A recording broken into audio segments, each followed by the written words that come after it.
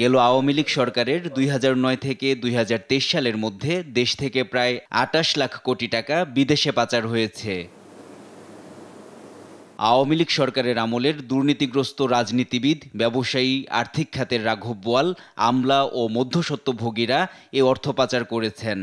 2024 সালের ডিসেম্বরে শ্বেতপত্র প্রণয়ন কমিটি অর্থনীতি নিয়ে তৈরি প্রতিবেদনে এসব তথ্য উল্লেখ করে। মঙ্গলবার সচিবালয়ে ক্রয় সংক্রান্ত কমিটির বৈঠক শেষে বিদেশে পাচার হওয়া অর্থ ফেরানো নিয়ে কথা বলেন অর্থ উপদেষ্টা। জানান, অর্থ ফিরিয়ে আনার প্রক্রিয়া কিছুটা জটিল হলেও এ বিষয়ে যথেষ্ট অগ্রগতি হয়েছে। টাকাটা যখন পাচার করে তখন যারা পাচার করে তাদের বুদ্ধি টুদ্ধি জানে সব কীভাবে করতে হয়, কারণ ফাইন্যান্সিয়াল ইসেরেই করে। কিন্তু এটা আনতে হলে একটু সময় প্রসেসটা, তবে কিছু তো অগ্রসর হয়েছে। আপনার কোথায় যেন একটা আমি আর্টিকেল দেখলাম যে না একটু গতি হয়।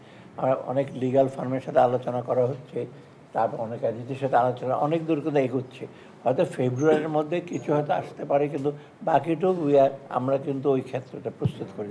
এ সময় বিদেশ থেকে চাল কেনার অনুমোদন দেয়া হয়েছে জানিয়ে অর্থ উপদেষ্টা বলেন, চালের পর্যাপ্ত মজুদ থাকলেও পার্শ্ববর্তী দেশ হঠাৎ করে আমদানি বন্ধ করায় কিছুটা অনিশ্চয়তা তৈরি হয়। স্পেশালি আমরা চাল আমদানির জন্য এটা প্রিন্সিপাল এগ্রি করেছি আতপ চালের জন্য, কারণ চালের স্টক আছে, কিন্তু আমরা একটু আনসার্টেনটি আছে। আপনারা জানেন পার্শ্ব দেশ থেকে হঠাৎ বলতে চাল দেবে না, তো এটা আমরা অলরেডি অ্যাপ্রুভ করেছি।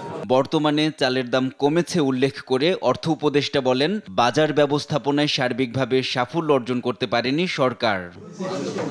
এনআই নাহিদ, দেশ টিভি, ঢাকা।